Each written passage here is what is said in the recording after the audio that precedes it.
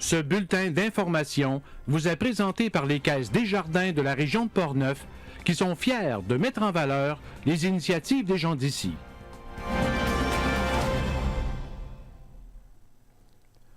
Nous sommes le jeudi 20 septembre 2018. Ici Michel Beausoleil. Voici votre téléjournal communautaire.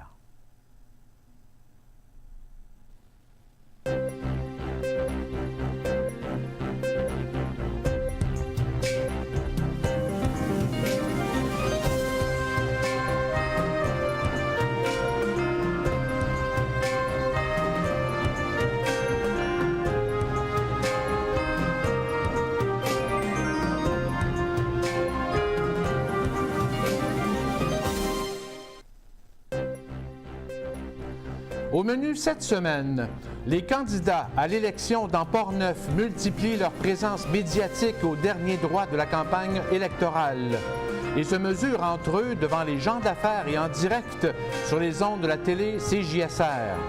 Un 6e nom sera inscrit sur votre bulletin de vote, Constance Guimond de Saint-Raymond. Elle sera avec nous en studio. Le lac Bison à Saint-Raymond a repris son espace après 3 ans d'efforts collectifs. Place de l'église de Sainte-Catherine de la Jacques-Cartier marque l'histoire de la rivière Jacques-Cartier et la présence des Premières Nations, dont les Hurons-Wendat. Et sur la scène culturelle, nous avons une entrevue avec l'auteur-compositeur-interprète Alexandre Poulain, qui sera à Saint-Raymond le 29 décembre. Et David Alexandre nous parlera des sorties culturelles à venir. Bonne émission!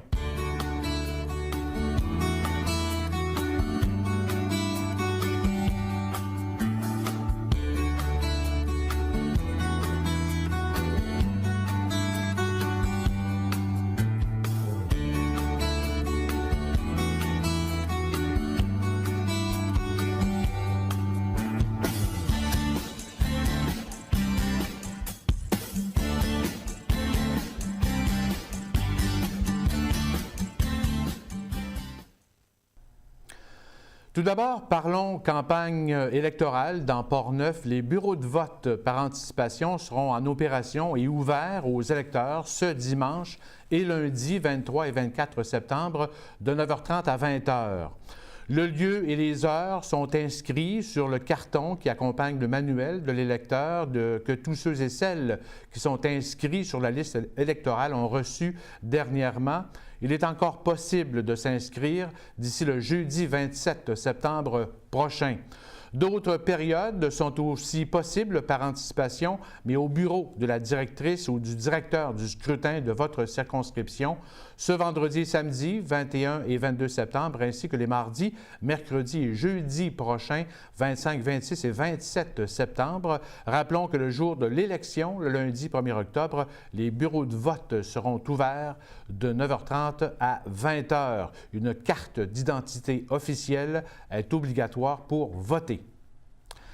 Évidemment, en ce dernier droit, les candidats multiplient leur présence dans les médias. Plusieurs points de presse sont organisés. C'est le cas notamment du candidat du Parti libéral du Québec dans Portneuf, Philippe Gasse, qui a reçu cette semaine la visite de la ministre sortante des Aînés, Francine Charbonneau, à la résidence L'Estacade à Saint-Raymond. Mme Charbonneau a rappelé, entre autres, les engagements du Parti libéral pour les aînés, dont les premiers 30 000 $ qui ne seront pas imposés si la personne pré-retraitée ou retraitée entend continuer à travailler. Un soutien aux proches aidants a aussi été annoncé. Le candidat de la coalition Avenir Québec, Vincent Caron, a accompagné son chef, François Legault, samedi dernier pour une annonce à Cap-Santé. François Legault, à Cap-Santé, concernant en fait le patrimoine religieux, particulièrement la conservation des églises québécoises. On y reviendra. Odile Pelletier de Québec solidaire a fait le bilan de sa mi-campagne vendredi dernier. Et avoir l'audace d'inventer un nouveau modèle est au cœur du message de Québec solidaire. Il faut oser être visionnaire et offrir un projet de société qui va au-delà des 4 années d'un mandat électoral. Ayons l'audace d'inventer un nouveau modèle. D'autres l'ont fait avant nous, si on pense à René Lévesque et Jean Lesage avec la nationalisation de l'électricité, ou encore Lise Payette avec son assurance automobile. Aujourd'hui, tout ça semble bien anodin, mais ça ne s'est pas fait facilement. À l'époque, il a fallu qu'on bouscule les idées préconçues et qu'on défie les défenseurs du statu quo, exactement comme aujourd'hui. Et le candidat du Parti québécois, Christian Hébert, a fait état de ses engagements lors de points de presse, dont un ce jeudi matin à son local de Donnacona. Nous y reviendrons la semaine prochaine. Ce fut une semaine bien remplie pour nos candidats qui se sont prêtés à l'exercice de mesurer leurs idées lundi soir dernier à la Pizzeria Paquette à Saint-Raymond devant les membres des 3 chambres de commerce de Portneuf. Les 5 candidats étaient invités à répondre à 4 questions des chambres de commerce et aussi de gens d'affaires dans la salle. La pénurie de main-d'œuvre, la place de Portneuf dans l'économie de la capitale nationale, la lourdeur de l'administration des affaires imposée aux entreprises et le transfert d'entreprises étaient les principaux sujets abordés. Nous diffuserons sous peu cette rencontre sur nos ondes, alors surveillez nos informations sur le Babillard. Et le lendemain soir, mardi 18, à la salle du Conseil de ville de Saint-Raymond, ces mêmes candidats ont participé au débat organisé par votre télévision CJSR devant public, une salle comble, en plus d'une présentation et d'une conclusion pour dire pourquoi les électeurs devraient voter pour eux. Les candidats ont dû répondre à des questions touchant les services de soins de santé, de l'éducation, ainsi que le développement agricole, des affaires et de la culture. Ce débat que j'ai eu le plaisir d'animer sera en rediffusion sur nos ondes ce jeudi soir vers 21h après la séance des maires de la MRC de Portneuf, ce vendredi 21 septembre à 14h30 ainsi que dimanche 23 septembre à 15h30. Le débat est aussi disponible en ligne sur notre page Facebook et sur notre site web cjsr3.com. Toute personne qui voulait devenir candidat ou candidate à cette élection générale avait jusqu'à ce samedi dernier, 15 septembre, pour déposer les documents nécessaires et les signatures au directeur du scrutin. Et c'est le cas de Mme Constance Guimont de Saint-Raymond qui représente le Parti citoyen au pouvoir du Québec. Mme Guimont est en studio avec nous et son nom figurera sur votre bulletin de vote. Alors bonsoir, Mme Guimont. Bonsoir, M. Bilodeau. Beau soleil. Beau soleil, pardon. Pas grave, c'est dans le B aussi. Madame Guimont, pourquoi la politique dans votre vie? Bien, j'ai pris connaissance de l'existence de Citoyens au pouvoir par ma famille. Et puis, le nom m'a interpellée tout de suite, le nom du parti, Citoyens au pouvoir. J'ai voulu en savoir plus long. Et puis, je suis allée prendre note des points d'ancrage. Et puis, ça m'a interpellée. OK. Parlez-nous de vous, de votre cheminement. Vous êtes résidente de Saint-Raymond? Oui, je demeure à Saint-Raymond depuis 2009 et je suis retraitée et grand-mère et citoyenne. Vous avez travaillé dans quel secteur d'activité? J'ai travaillé surtout près des étudiants universitaires, dans leur logement. Je les aidais à se loger. Et des étudiants qui venaient de partout dans le monde. Je demeurais à ce moment à Sainte-Foy, près de l'université, et puis ça a été une grande partie. J'ai travaillé dans ce domaine-là environ une vingtaine d'années. Oui. Mais est-ce que ça trottait dans votre tête de faire de la politique un jour ou à tout le moins expérimenter la démarche? Pas vraiment. Non, pas vraiment. Je ne suis pas issue d'une famille de politiciens. Okay. Et puis, c'est comme un coup de foudre, un coup de tête, appelez ça comme vous voulez. Mais Citoyens au pouvoir m'a interpellée d'après leur programme. Pourquoi ça vous interpelle, Citoyens au pouvoir? C'est que la démocratie, leur point d'ancrage est basé surtout sur la démocratie directe, c'est-à-dire que tout est ramené vers le citoyen. Le citoyen fait des référendums local et des référendums nationaux, si on veut, à l'échelle de la province et de l'État. Et tout est ramené par vote, par suffrage référendaire. Et ensuite amené vers le député, la représentante citoyenne au Parlement. Quand vous dites que que c'est le citoyen qui devient au pouvoir, mais on élit quand même des élus. Oui, exactement. L'élu est par le peuple, bien sûr. C'est le représentant de sa population. Oui, exactement. Chaque circonscription aura éventuellement son député. Oui, on peut l'appeler député. Et puis, c'est ça, c'est un mandat de 4 ans seulement. Après 4 ans, le député doit se retirer. OK, c'est ce que vous prônez, là, citoyen au pouvoir. Vous avez 4 ans pour réaliser ce que vous souhaitez. Oui, c'est-à-dire que le citoyen, par référendum, par des rencontres, des débats, nous amène, et la représentante, les représentants du citoyen au pouvoir amènent ça à l'Assemblée nationale devant les élus, les autres élus. OK. Parmi les autres valeurs, en fait, du parti, qu'est-ce que vous retenez? Les autres valeurs, bien, c'est surtout la transparence totale de l'État envers les citoyens. Les livres sont ouverts, ils peuvent les consulter. Alors, tout est entre les mains des citoyens. Les décisions, les grands enjeux, c'est eux qui vont payer c'est à eux de voter si le projet passe ou le projet passe pas. C'est toujours à base de référendum. C'est un système qui fonctionne en Suisse depuis des centaines d'années.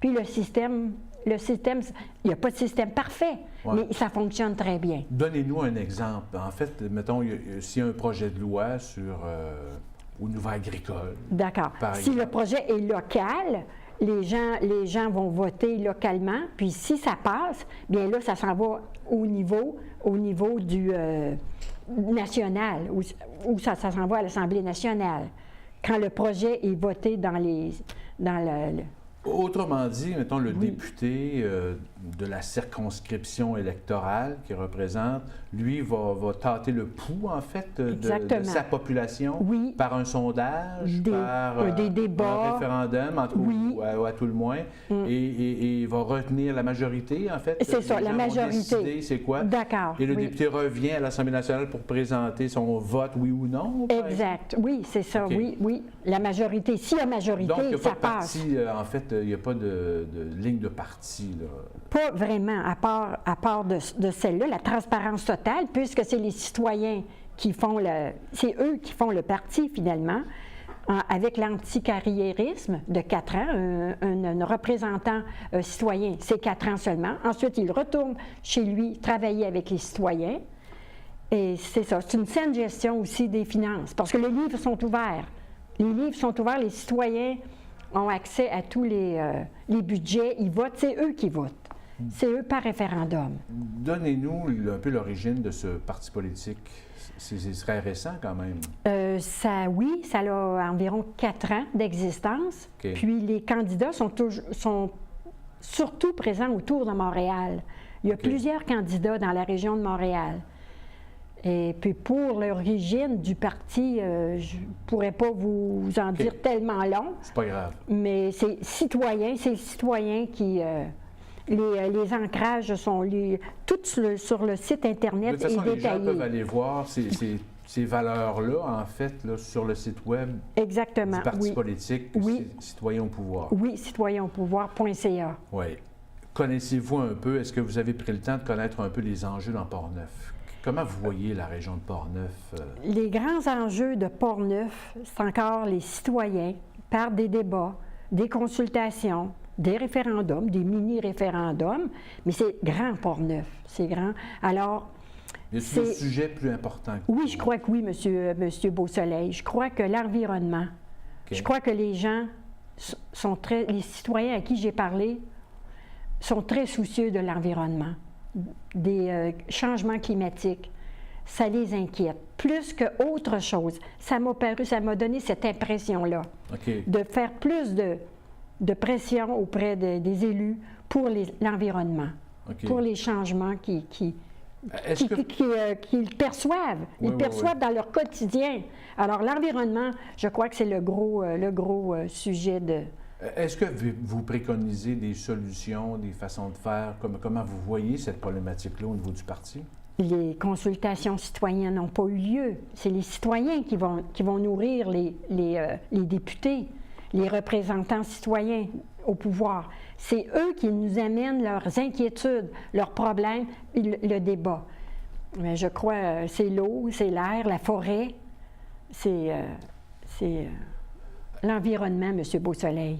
Comment vous vivez votre campagne électorale? Parce que vous avez décidé à la dernière minute, là, quelque part. La date limite, c'était samedi dernier, le 15. Vous avez déposé tous vos documents en effet, le samedi ou? Je crois que c'est vendredi ou peu importe. C'est le jeudi, je crois. Jeudi, le okay. jeudi. Vous avez déposé, vous êtes allé chercher vos 100 signatures. Exactement. Puis j'ai déposé la campagne. Vous êtes allé à Saint-Marc-des-Carrières déposer Monsieur le directeur du scrutin. Et voilà. C'est ça. Qu'est-ce que vous entendez faire, mettons, comme campagne? Comment vous voulez vous faire connaître d'ici le 1er octobre, en fait? D'ici le 1er octobre. Enfin, on donne du porte-à-porte des petits feuillets qui expliquent, avec le site web, l'adresse est là, qui expliquent les grandes lignes, les visions qu'on veut prôner dans le parti. Donc, vous avez une équipe autour de vous un peu, quand même? Enfin, oui, quelques bénévoles. Quelques bénévoles. Alors, vous allez sillonner les rues pour déposer un petit feuillet. Exactement. M. Beausoleil, les gens vont en trouver dans leur boîte aux lettres ou sur leur porte.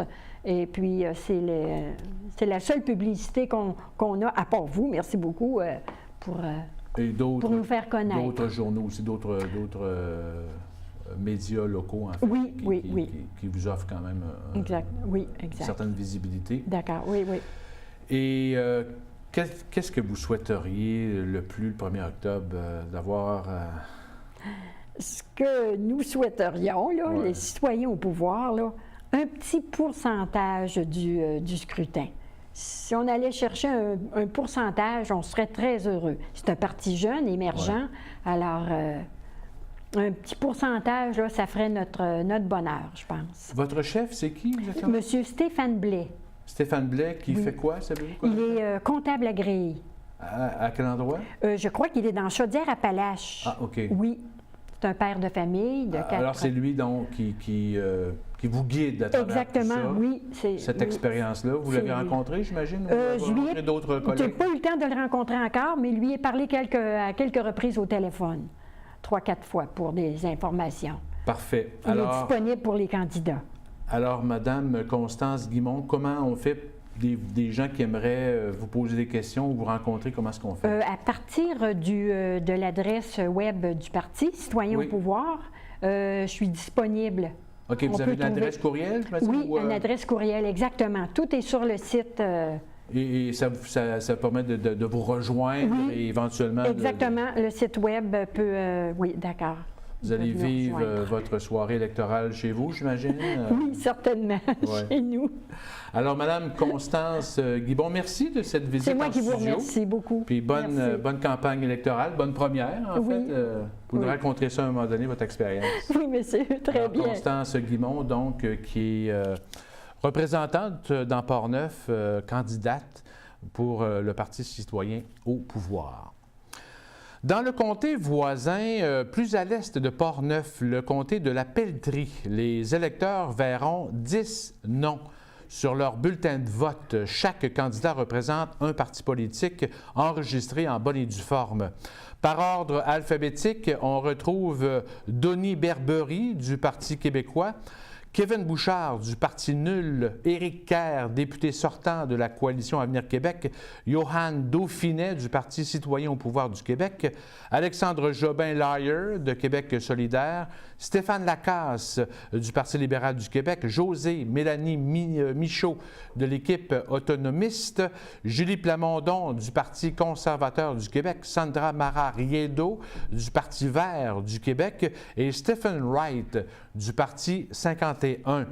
La circonscription de la Pelletrie comprend aujourd'hui les municipalités de Fossambeau-sur-le-Lac, Lac-Saint-Joseph, L'ancienne-Lorette, Sainte-Catherine de la Jacques-Cartier, Saint-Gabriel de Valcartier et Shannon.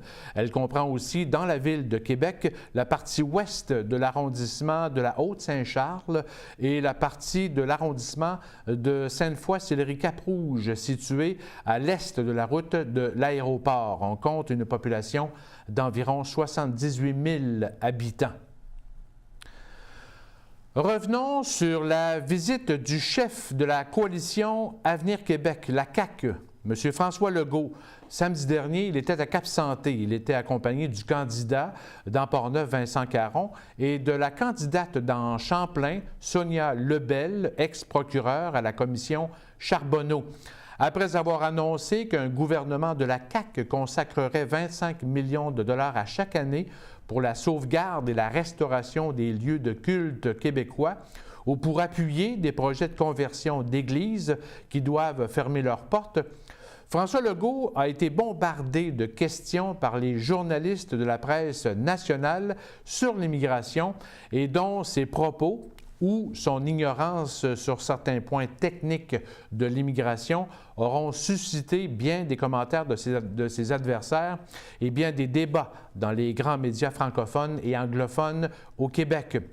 Par contre, lors de la soirée ou de la période de questions réservées aux médias locaux, comme le nôtre, nous avons voulu en savoir plus sur la place que M. Legault donne à l'économie sociale dans le giron de l'économie québécoise et on lui a demandé si son parti entend augmenter les budgets pour soutenir les organisations sans but lucratif. Écoutons sa réponse. Moi, je trouve ça extraordinaire, l'économie sociale, parce qu'il y a des personnes, pour toutes sortes de raisons, qui peut-être ne pourraient pas, dans un premier temps, travailler pour une compagnie privée, mais en passant par l'économie sociale, amènent une contribution à la société, puis éventuellement même sont capables de mener vers un emploi dans une entreprise privée. Donc, on en a tous dans nos comtés, là, puis ça fait des miracles. Les gens qui vont dans les entreprises d'économie sociale apprennent à se lever le matin, à prendre des responsabilités, à fournir des efforts pour la société, à se sentir utile. Puis le gouvernement a une responsabilité de mieux financer les entreprises d'économie sociale. Avez-vous justement pensé à un budget supplémentaire là-dessus? Bien, il faut revoir l'ensemble des budgets. Mais étant donné qu'on veut faire beaucoup de développement économique, ça fait partie de l'économie sociale. Oui. Oui. Mais vous dites que l'économie sociale, ce n'est pas une fin en soi. Oui, ça peut être une fin pour certains individus. Plusieurs personnes travaillent à temps plein, en fait, dans ces organismes-là. Oui. Il y a deux types d'entreprises d'économie sociale. Il peut y avoir, entre autres, il y en a plusieurs qui vont faire, par exemple, des services à domicile ou qui vont embaucher des personnes handicapées. Puis c'est comme ça pour une longue période. Mais il y en a d'autres aussi, c'est une manière de réintégrer le monde du travail. On vous parlait la semaine dernière d'un homme de Saint-Ubalde, M. Normand Meyran, qui a fait l'objet d'une recherche intensive dans le secteur de Saint-Casimir. Il était parti avec sa voiture et ses proches craignaient pour sa vie.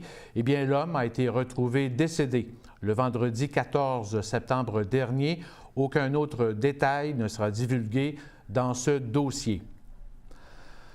La cinquantaine de propriétaires riverains et non riverains du lac Bison de Saint-Raymond ont souligné samedi dernier l'aboutissement des efforts collectifs pour reconstruire le barrage qui a cédé le 24 juin 2015 et qui a ramené le plan d'eau à sa première nature en quelques minutes seulement. Il aura fallu 3 ans pour franchir toutes les étapes nécessaires à la construction de la nouvelle digue et le déversoir, dont les autorisations du ministère de l'Environnement. La Ville de Saint-Raymond est devenue rapidement un partenaire en assurant une aide technique et financière à l'Association du domaine du lac Bison, qui est présidée par Sylvain Potier. Saint-Raymond a versé une subvention de 25 000 $ dans le cadre d'un programme de revitalisation environnementale, en plus de financer les quelques 550 000 $ par règlement d'emprunt et qui sera déboursé par les 55 propriétaires sur 25 ans à partir d'une taxe de secteur. Les députés provinciaux et fédéraux de Portneuf et Portneuf-Jacques-Cartier, Michel Matte et Joël Godin y ont aussi contribué, de même que plusieurs partenaires commerciaux et des bénévoles. On estime à 115 réunions depuis 3 ans de ceux et celles qui ont piloté le projet. La superficie du lac Bison est d'environ 2,5 km² et on estime sa capacité de retenue à 54 000 m3 d'eau. Revenons sur l'inauguration à Sainte-Catherine de la Jacques-Cartier du parc et de la fontaine de Place de l'Église. Ça s'est passé jeudi dernier. L'inauguration s'est déroulée en présence du député sortant de la Pelletrie, Éric Kerr, du grand chef huron Wendat Conrad Sioui, du préfet de la MRC de la Jacques-Cartier Michel Beaulieu, du maire de Sainte-Catherine de la Jacques-Cartier Pierre Dolbec et d'autres partenaires. Il faut dire qu'à la base, cette idée aura germé dans la tête du conseiller Claude Faneuf en 2012. On l'écoute. À ce moment-là, j'écrivais dans le plan stratégique de la ville un centre-ville animé, mais je ne savais pas ce que ça serait. C'était juste dans les méninges, puis ça tournait. Le petit hamster, il tournait. C'est Robert Laplante, artiste sculpteur de Sainte-Catherine de Jacques-Cartier, qui a traduit quelques années plus tard les idées que j'avais entre mes deux oreilles en une réalité que nous pouvons admirer aujourd'hui. L'œuvre représente tous les stades du cycle du saumon et les supports sont les portraits des billes de pitoune laissées par la Drave. Il faut dire que Place de l'Église à Sainte-Catherine de la Jacques-Cartier, qui borne la rivière Jacques-Cartier, est un lieu de mémoire important pour la nation Huron-Wendat et l'arrivée des colons dans le régime français seigneurial jusqu'à aujourd'hui. Parmi les faits marquants, notons l'industrie forestière qui aura eu raison du saumon dans une rivière abondante et qui ne pouvait plus monter pour frayer en raison de la Drave qui brisait les fosses et les barrages qui ont coupé le courant aux poissons. D'ailleurs, une mobilisation citoyenne s'est organisée dès l'arrêt de la Drave dans les années 70 et est toujours active pour redonner aux habitants cette nature qui longe la rivière en plus de réintroduire le saumon. Des panneaux d'interprétation marquent l'histoire des hommes et des femmes qui ont vécu et qui sont enterrés ici, dont les Irlandais, à l'origine de Sainte-Catherine de la Jacques-Cartier et de la présence des Hurons-Wendat. Cette phase est la première de 3 qui réunira d'ici 2020 les installations du parc du Grand Héron et Place de l'Église, à la piste cyclable, le chemin de la Liseuse et à la vélopiste Jacques-Cartier-Portneuf via la station touristique du Chêné. L'ensemble est évalué à près de 2 millions de dollars. Le gouvernement du Québec s'est engagé pour 767 000, la communauté urbaine métropolitaine plutôt de Québec 383 000, ville de Sainte-Catherine de la Jacques-Cartier 725 000, ville de Fossambeau 50 000 et le programme Vélo MTQ 50 000 dollars. Le grand chef de la nation Huron-Wendat, Conrad Sioui, a profité de la tribune pour saluer cette alliance et rappeler le territoire ancestral de chasse de sa nation qui partait en direction nord de Wendake jusqu'au Saguenay et au sud jusqu'au Maine. On l'écoute. Cette rivière-là, c'est notre boulevard. La Darioli, elle vient de loin, oui, mais on la connaît. On part de Wendake, on prend la rivière Akiawarak, la rivière Saint-Charles, on monte sur le lac Akiawarak, on arrive sur le deuxième lac, le lac Huron, la rivière Huron, vous connaissez tous la petite rivière Huron, et puis après ça, on a un portage, puis on arrive sur la grande rivière, c'est celle-là. Et de là, bien là, les familles, distinctement, vont aller occuper le territoire jusqu'au bas de la rivière Chicoutimi. Et on sort sur la rivière Saint-Maurice. Et puis il y en a qui vont sortir jusqu'au Saguenay. Alors ça, c'est du côté nord, c'est notre territoire ancestral de chasse. Sainte-Catherine de la Jacques-Cartier est le cœur de ce territoire ancestral et Conrad Sioui espère que les livres d'histoire reflèteront bientôt cette réalité et exprimeront la version des Premières Nations, dont les Hurons-Wendat, dans la division et la protection des territoires. Il était très heureux de cette alliance. On ne sait pas comment l'exprimer, mais être ici avec vous aujourd'hui, c'est quelque chose qu'on va ramener, qu'on va mettre dans notre journal, le Yakwanra, qu'on va annoncer partout parce que à chaque fois, c'est un jour meilleur pour nous autres. Merci. Le jeudi 27 septembre prochain, les équipes de l'émission Ici Québec, de la radio et de la télévision de Radio-Canada à Québec seront à Pont-Rouge, au Moulin Marcoux, dans le cadre de leur tournée régionale en mode électoral, animée par Guillaume Dumas, en ondes en après-midi dès 15h à la fréquence 106,3 et Bruno Savard de l'équipe du Téléjournal Québec à 18h traiteront de l'agriculture et l'urbanisation avec le préfet de la MRC de Portneuf et maire de Neuville, Bernard Gaudreault. Les citoyens de Portneuf sont invités à assister à ces 2 rendez-vous au Moulin Marcoux. Les équipes de Radio-Canada, Radio et Télé à Québec ont choisi Stoneham, Montmagny, Sainte-Marie-de-Beauce, Pont-Rouge et Lévis pour connaître les enjeux politiques qui touchent les banlieues et villes qui ceinturent la grande région de Québec. Les actualités culturelles après la pause.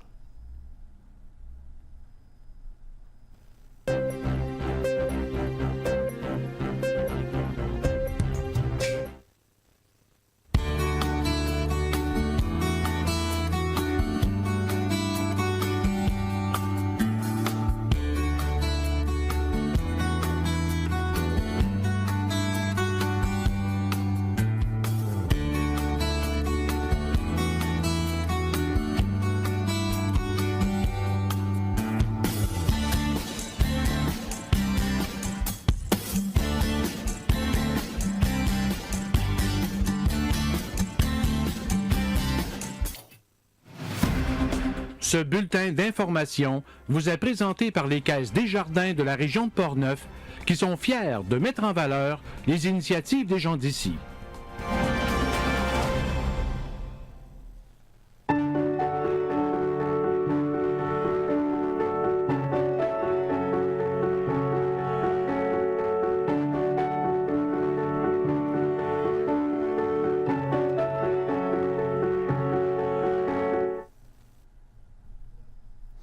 L'auteur, compositeur, interprète originaire de Sherbrooke, Alexandre Poulain, sera en spectacle à Saint-Raymond ce samedi 29 septembre dans le cadre de la série musicale Desjardins au Centre multifonctionnel. Écoutons une entrevue téléphonique que nous a accordée Alexandre Poulain cette semaine. Alexandre Poulain, salut. Bonjour. Alexandre, tout d'abord, pour ceux et celles qui ne te connaissent pas, comment tu te décris comme artiste? Je me vois comme un artiste qui fait de la chanson francophone avant tout. Le tout, et je pense, on pourrait dire dans l'école du folk assez clairement, puisque la guitare acoustique est au cœur de tout ça. En fait, je me vois beaucoup plus comme un auteur qui chante que comme un chanteur. Pour moi, c'est plus les mots qui comptent avant toute chose que j'ai à raconter, autant entre les chansons en spectacle que dans les chansons elles-mêmes. Oui, ça fait quand même un bon bout de temps que tu es en spectacle? Oui, ça va faire bientôt 12 ans, en fait, que je gagne ma vie exclusivement avec ça. En fait, moi, je suis un ancien prof de français à la retraite depuis plusieurs années. Donc, oui, ça va faire un bon bout de temps que je roule ma bosse, comme on dit. Oui, et parce que justement, tu es enseignant en français et en histoire, je pense. Oui, exactement. À Sherbrooke. Oui, j'ai enseigné à Sherbrooke, j'ai enseigné aussi dans le coin de Montréal aussi, à un moment où ça fait partie un peu, je pense, de la route, c'est-à-dire de déménager dans la grande ville pour se donner toutes les chances, puis aussi éviter de passer sa vie sur une autoroute. Oui, effectivement. Mais comment on décide un jour ou l'autre d'être enseignant et par la suite de se lancer exclusivement dans le spectacle, dans l'écriture, dans la chanson? Ben, c'est un peu étonnant. J'ai fait à l'envers. C'est-à-dire que moi, j'ai jamais rêvé d'être enseignant. Tu sais, ça a toujours été un plan B pour moi, même qu'il y avait un running gag quand j'étais au bac ou avant les examens. Mes amis me disaient « je parie que t'as pas étudié, tu veux même pas être prof. » Fait qu'on riait un peu avec ça, mais c'était vraiment ça l'objectif. Puis c'est étonnamment, c'est rare qu'on fait des plans et que ça fonctionne, mais c'est un peu ce qui s'est passé pour moi. Donc, j'ai fait de la suppléance quand même plusieurs années, 5 ans peut-être. Puis il y a un moment où, une fois que le premier album a été lancé, la tournée s'est installée. J'avais de moins en moins de temps pour faire de la suppléance. Puis une journée, je me suis dit, OK, je fais plus de suppléance, puis advienne que pourra. Puis ça va faire 12 ans de ça. Puis depuis, j'ai jamais regardé derrière. Oui, et tu as eu de belles reconnaissances aussi. Oui, j'ai été assez chanceux. Je dis chanceux parce que, bon, on s'entend que c'est pas juste de la chance, mais une grande part de chance je pense, dans le succès, mais dans la reconnaissance aussi. Mais oui, je suis plutôt fier autant des prix que j'ai remportés à l'international, que ce soit en Suisse ou en Europe, que de ce que j'ai pu gagner ici aussi. En même temps, un prix, ça reste, tant qu'à moi, une tape dans le dos, mais jamais une destination en tant que telle. Je pense que ça reste d'une certaine mesure un jury, puis peu importe le jury, je pense que c'est subjectif ça en fait l'art. Donc, je le prends toujours comme une tape dans le dos, mais jamais comme une sensation de « tiens, je viens d'arriver quelque part ». Oui. Parlons de tes écritures. Qu'est-ce qui te passionne? Qu'est-ce que tu écris? Ben, j'essaie de rester le plus proche possible du quotidien, de moi-même et de ce qui m'entoure. Je suis passionné par tout ce qui est histoire, donc inévitablement les histoires qu'on me raconte souvent deviennent un terreau plutôt fertile à écrire des nouvelles chansons, mais c'est vrai que je suis assez porté par ce que les gens vivent, parce que je peux traverser moi-même aussi. En même temps, tu sais, trouver l'équilibre, si tu écris exclusivement sur toi, puis tu te regardes le nombril, je pense que tu vas pas très loin. D'un autre côté, c'est assez paradoxal, puisque quand tu parles de toi, invariablement, tu parles de ta génération, des gens qui t'entourent. J'ai l'impression, en vieillissant, qu'on traverse à peu près tous un peu les mêmes phases à des époques différentes de nos vies. T'sais. Donc, j'aime, c'est sûr qu'il y a des thématiques récurrentes dans ce que je fais, comme le temps qui passe, comme l'évanescence de la vie. Ça a toujours été quelque chose qui m'a habité, cette omniprésence j'ai envie de dire, de la mort. Là. Ça a l'air un peu dark. Mais c'est quand même ça, tu sais. Je pense que il y a quelque chose en moi qui est très curieux par rapport à tout ça, puis je pense que ça prend toute sa profondeur quand, au contraire, j'écris sur la vie, sur le temps qui nous file entre les doigts, en fait. Oui, mais quel message tu tentes de passer à travers tout ça? Est-ce que c'est l'optimisme, c'est l'amour, c'est quoi? Oui, je pense que c'est pas mal tout ce que je fais est rempli de lumière. C'est vraiment là où j'ai l'impression que j'ai un créneau plus particulier. Je trouve qu'il y a tellement de pessimisme dans le monde que j'ai clairement pas envie d'en rajouter une couche. Fait que c'est vrai que tout ça est teinté d'optimisme, d'assez de lumière aussi, mais je pense que ça me représente bien. Je suis comme ça. En même temps, j'ai pas tant envie de passer des messages vraiment, même si les chansons, des fois, elles y vont tout seules, tu sais, mais j'ai plus l'impression que je me parle à moi-même, puis après ça, je me dis, si ça parle aux autres, tant mieux, mais c'est vrai que j'ai pas la prétention de savoir quelque chose que quelqu'un sait pas, puis d'essayer de l'apprendre. Au mieux, je me dis, si ça peut rappeler aux gens des affaires qu'ils savent déjà, mais qu'ils ont oublié au fil du temps, ben ce sera tant mieux, tu sais, mais je pense que c'est dangereux dans l'art de vouloir passer des messages, puis de penser qu'on a trouvé une vérité, qu'on doit à tout prix prodiguer aux autres. J'essaie de me tenir le plus loin de ça possible, mais en restant le plus honnête et authentique possible dans ce que j'ai à dire. Oui, tu seras à Saint-Raymond le 29 septembre prochain. Parle-nous de ton spectacle. C'est quoi exactement? C'est le spectacle des Temps sauvages, donc on a déjà presque une centaine de dates de fait. J'ai décidé de tourner pour l'automne, pour finir cette tournée-là en solo, justement pour aller dans des endroits que j'ai pas eu la chance d'aller encore. Donc c'est une formule profondément intimiste et acoustique. Moi, en spectacle, je suis un gars qui parle beaucoup. Le show est vraiment ponctué de monologues, d'histoires qui mettent certaines chansons en scène. Des fois, on a l'impression que le monologue sert pas tant la prochaine chanson, mais soudainement, 2 histoires plus tard, les personnages se recoupent, se recroisent. Donc, tout ça est cousu d'un petit fil blanc qui est de moins en moins invisible au fur et à mesure que la soirée avance. Et donc, évidemment, je fais les chansons les plus populaires des 4 albums précédents, mais ça reste le cœur de l'album des Temps sauvages. Oui. Quel instrument de musique tu utilises? Moi, je suis à la guitare, en fait, donc c'est vraiment, là, ça tourne autour de la guitare acoustique. Je joue de l'harmonica aussi. Donc, on est vraiment dans une tradition purement folk, là, c'est-à-dire un gars avec une guitare, ses harmonicas qui raconte des histoires un peu comme ça se faisait tellement dans les années 60 aussi. Je trouve ça assez trippant aussi pour moi de revenir à l'essentiel après avoir tourné 10 ans en band, de revenir un peu comme j'ai commencé, c'est-à-dire ma toute première tournée, c'était ça, tu sais, j'étais tout seul avec ma voiture, puis mes 2 guitares, puis je parcourais les routes, puis je reviens un peu à ça, puis franchement, ça fait du bien, c'est une bonne dose, oui, d'humilité, parce que je trouve que c'est nécessaire de se rappeler d'où on vient, mais au-delà de ça, il y a un contact avec le public qui n'est jamais aussi fort, je pense, que quand tu es sur scène, parce que t'es pas avec ta gang pour jouer avec toi, ta gang est devant toi, puis c'est là que je pense que les chansons peuvent prendre tout leur sens. Oui, en quelques secondes, projet d'avenir?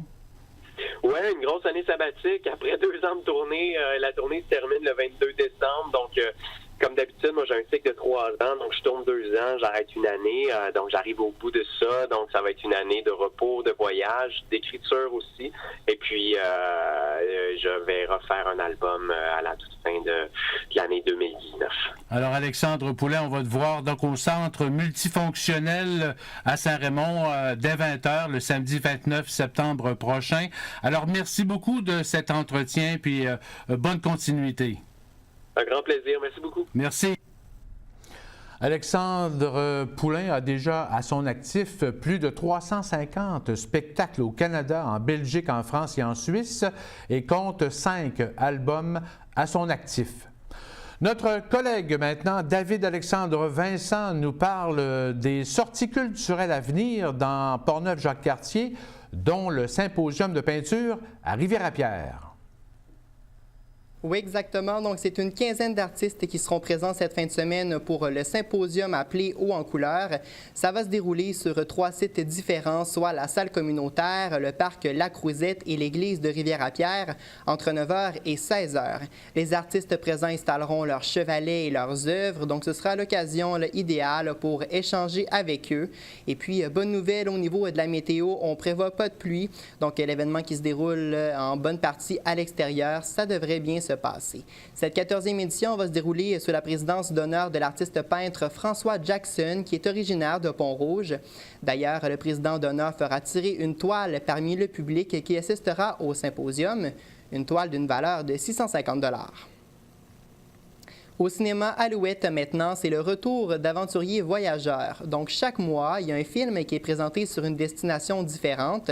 Ce sont des films qui sont réalisés par des voyageurs et puis les destinations sont quand même assez accessibles, donc ça peut parfois vous donner des idées, des aperçus pour vos prochaines vacances. Cette saison, vous pourrez découvrir entre autres l'Arctique, la Guadeloupe, la Catalogne et j'en passe. Ce lundi 24 septembre et jeudi 27 septembre à 19h, c'est le premier film de la saison où vous pourrez découvrir New York. Ça vous permettra notamment de découvrir des incontournables de la ville comme Times Square, Broadway, Wall Street et bien sûr la Statue de la Liberté. Donc, pour assister aux représentations d'Aventuriers Voyageurs, on peut acheter des billets à l'unité ou sinon, on peut s'abonner pour obtenir des réductions sur ces films qui sont présentés une fois par mois au cinéma Alouette. Un mot maintenant pour vous dire qu'il reste encore des billets pour le spectacle de Florent Volant demain soir au Moulin Marcoux à Pont-Rouge. L'icône de la musique autochtone présentera entre autres du matériel de son nouvel album en langue Innu. Alors, le spectacle qui débute demain le 21 septembre à 20h, les billets sont disponibles sur le site moulinmarcoux.com. Le premier match de la saison de la Ligue d'improvisation de Portneuf aura lieu mercredi prochain, le 26 septembre, à 19h30, toujours au Moulin Marcoux de Pont-Rouge. La nouvelle saison s'annonce intéressante parce que vous verrez plusieurs nouveaux visages, des nouveaux joueurs qui s'ajoutent à la LIP 9. Cette année, il y a même 3 équipes différentes qui pourraient se former. Alors, on s'attend à une belle variété dans ces parties d'impro. Premier match, je vous le disais, c'est mercredi prochain à 19h30 au coût de 2 $. Et l'organisation vous réserve des surprises et vous garantit aussi bien du plaisir. Une toute nouvelle exposition sera bientôt en place au Centre multifonctionnel de Saint-Raymond. Influence gravitationnelle de l'artiste Agnès Riverain vous permettra de découvrir des photographies de paysages et d'objets textes et dessins, équations de physique quantique et cartes du ciel qui sont assemblées et transformées numériquement. C'est quelque chose d'assez intéressant et c'est pas très commun, donc c'est l'occasion pour le public d'aller découvrir le travail d'Agnès Riverain. L'artiste s'intéresse au passage du temps, à la mémoire, au territoire et aux traces qu'on laisse derrière nous. L'expo, qui sera située dans la verrière de l'espace Desjardins du Centre multifonctionnel Roland-Dion, sera accessible au public du 27 septembre au 26 octobre. Et justement, pour l'inauguration, il y aura un vernissage d'organiser jeudi prochain sous forme d'un 5 à 7. Toute la population est invitée à y prendre part et c'est tout à fait gratuit. Le film documentaire La gang des exclus est maintenant disponible sur Internet pour écoute. Il s'agit d'un film d'1 heure réalisé et produit par Mick Landry de Donnacona. La gang des exclus, c'est une histoire vécue par une étudiante de l'école secondaire de Donnacona dans les années 90. Annie Verrette subissait de l'intimidation et puis un jour, elle s'est dit que c'était assez. C'est alors qu'elle s'est regroupée avec d'autres élèves qui étaient eux aussi victimes d'intimidation et ils ont formé ensemble La gang des exclus. Donc pour visionner ce film documentaire, vous pouvez vous rendre sur la page Facebook qui s'appelle La gang des exclus, le film, ou encore tout simplement taper La gang des exclus dans la barre de recherche sur YouTube. La MRC de la Jacques-Cartier vient tout juste de lancer un concours intitulé La carte de Noël régionale. Donc, pour la 18e année du concours, on est à la recherche d'une œuvre créée par un artiste de la Jacques-Cartier qui représente une scène hivernale ou encore de Noël. Il y a différentes catégories d'âge qui ont été créées. Donc, il y a un jury qui sera en charge de déterminer les gagnants pour les œuvres qui auront été soumises. Les artistes gagnants recevront des prix en argent et pour le grand gagnant, quant à lui, il verra son œuvre apparaître sur la carte de Noël de la MRC de la Jacques-Cartier qui, elle, sera distribuée aux principaux partenaires de la MRC. La date limite pour inscription est le 5 octobre. Ça peut se faire par téléphone au 418-844-2160 au poste 227 ou encore sur le site mrc.jacques-cartier.com. En terminant, un mot sur les Journées de la culture qui se tiendront un peu partout au Québec les 28, 29 et 30 septembre prochains. Nos régions ne font pas exception. Alors, durant ces 3 jours, il y aura une tonne d'activités culturelles qui seront offertes tout à fait gratuitement. Donc, la semaine prochaine, j'aurai l'occasion de vous parler en détail des programmations dans Portneuf, dans la Jacques-Cartier et dans la Mekinac. Alors voilà, c'est complet sur ce. Bonne sortie culturelle. Le spectacle au profit de l'Arc-en-Ciel qui devait se tenir ce vendredi soir, 21 septembre, à la Maison de la Culture Georges-Hébert Germain de Donnacona a été reporté à une date ultérieure. Le directeur général de l'organisme en santé mentale dans Portneuf, Bertrand Gignac, qui devait chanter avec sa fille et d'autres partenaires à la cause, a dû prendre cette décision pour des raisons de santé. Les billets achetés seront bien sûr valides pour ce même spectacle à venir. Alors, d'autres nouvelles après la pause.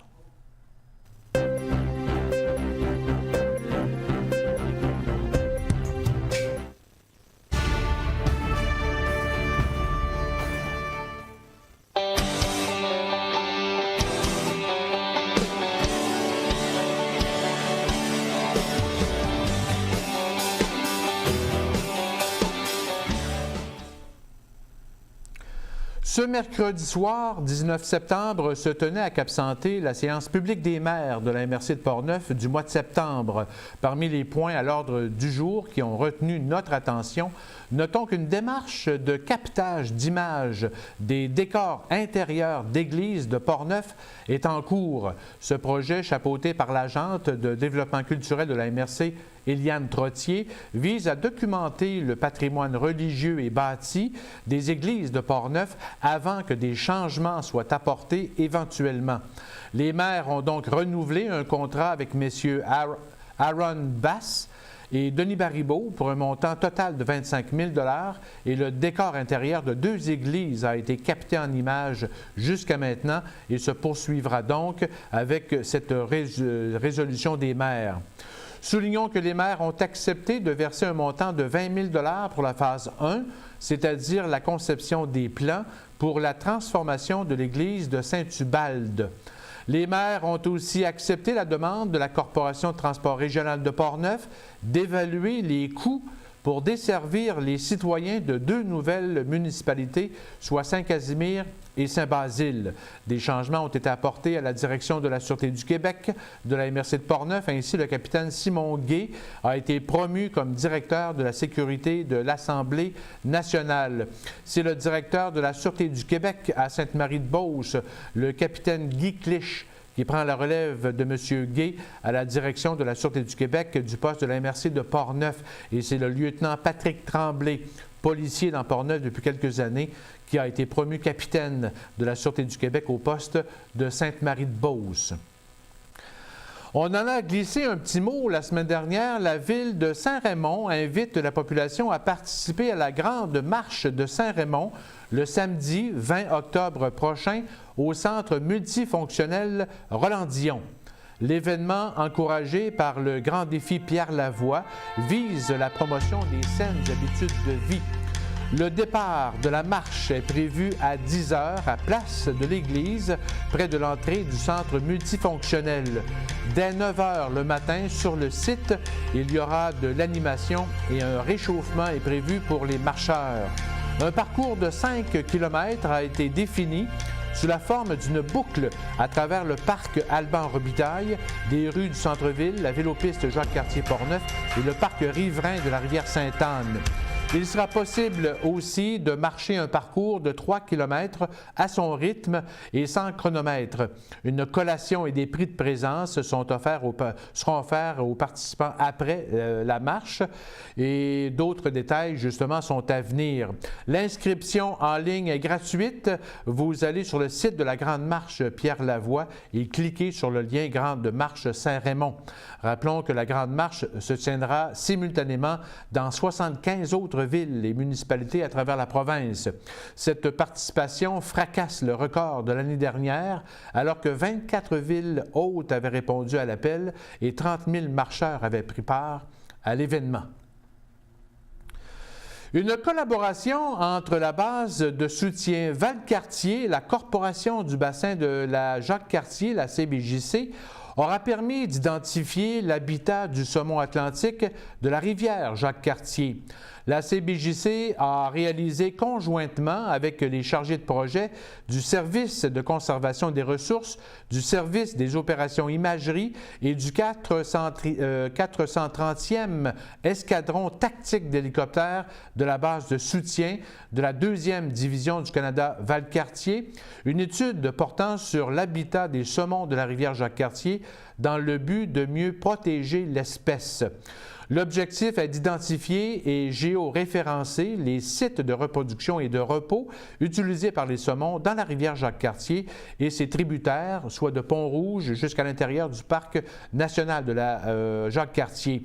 Le survol de la rivière à basse altitude par un hélicoptère Griffon des Forces canadiennes le 31 juillet dernier a permis de filmer les rivières Jacques-Cartier, Sotoriski, Trident et de la chute.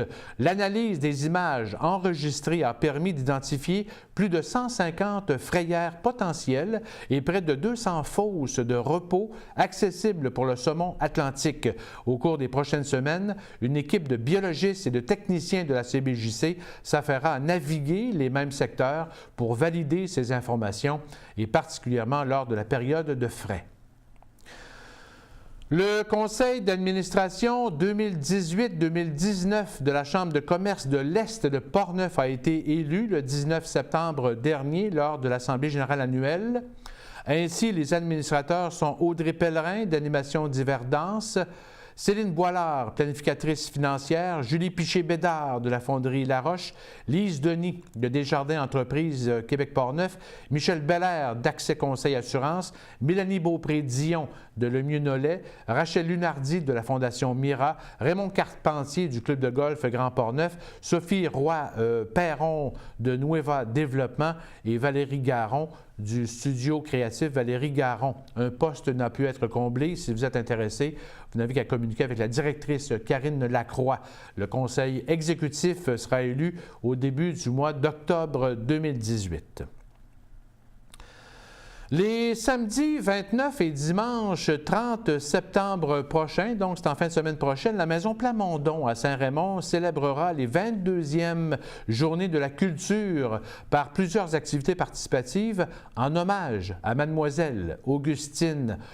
Entre 10h et 17h, de l'acrylique, des feutres et des éléments de texte et de collage rappelant l'univers d'Augustine seront à la disposition des participants à la création de toiles collectives inspirées de l'art du pochoir libre, comme le faisait Riopelle. Supervisés par des artistes d'expérience, ils contribueront à la création de toiles collectives inspirées, je viens de le dire. Ce sera aussi la dernière fin de semaine de l'exposition estivale Mademoiselle Augustine, une histoire personnelle. On y retrouve, entre autres, quelques entrevues avec Mademoiselle Augustine recueillies lors de l'appel ou de certains appels à la population.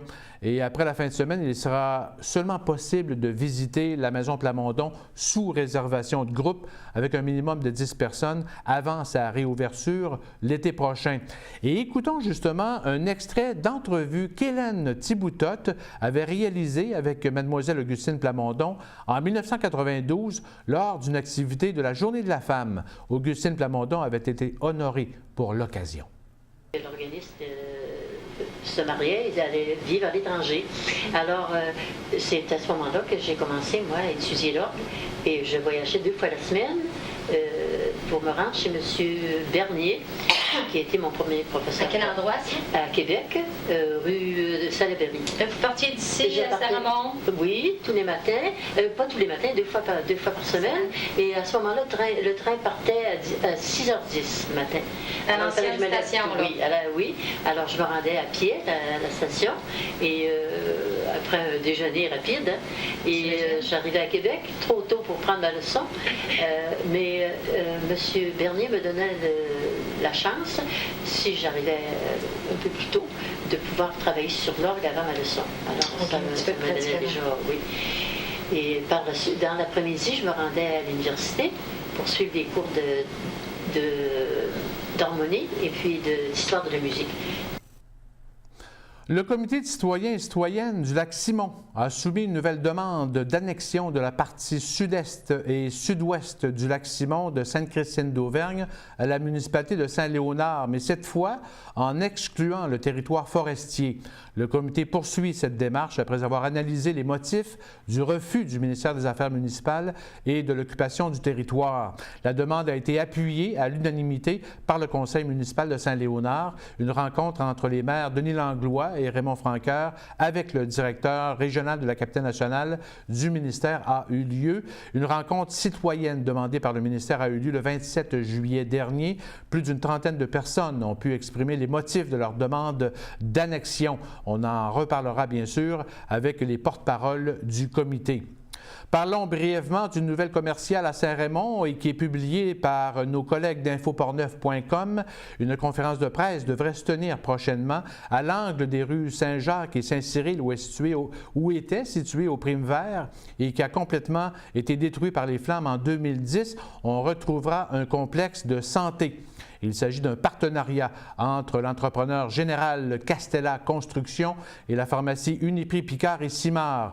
Outre la pharmacie au rez-de-chaussée, des médecins et d'autres professionnels de la santé pourraient s'établir au 2e étage. Un projet à suivre donc au centre-ville de Saint-Raymond.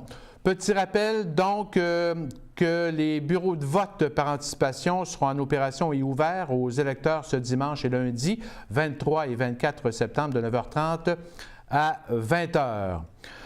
Alors, ça complète Info CJSR pour cette semaine. Merci à Stéphane et Philippe à la régie, au montage, à la caméra sur le terrain, de même que Tony et Danick à la caméra sur le terrain et au montage. Merci d'être avec nous. Si vous appréciez, bien sûr, parlez-en à d'autres. Bel automne à vous. L'équinoxe de septembre est prévu à 3h54 durant la nuit de ce dimanche 23 septembre. Le jour et la nuit auront donc la même durée. Et on se laisse avec des images d'intervenants qui ont ouvert leurs ateliers au public dans le cadre de la Route des Arts et Saveurs de la MRC de Portneuf qui se tenait en fin de semaine dernière. Alors, bonne semaine! Bienvenue à l'Esprit Clocher. Est-ce que vous voulez voir les installations où est-ce qu'on fabrique la bière ici? Oui, c'est dans le sous-sol, vous avez juste à me suivre. Donc ici, vous avez toutes les cuves pour fabriquer la bière. On fabrique tout ici. On embouteille, on étiquette. Tout est fait à partir d'ici, en bas dans le sous-sol de la microbrasserie.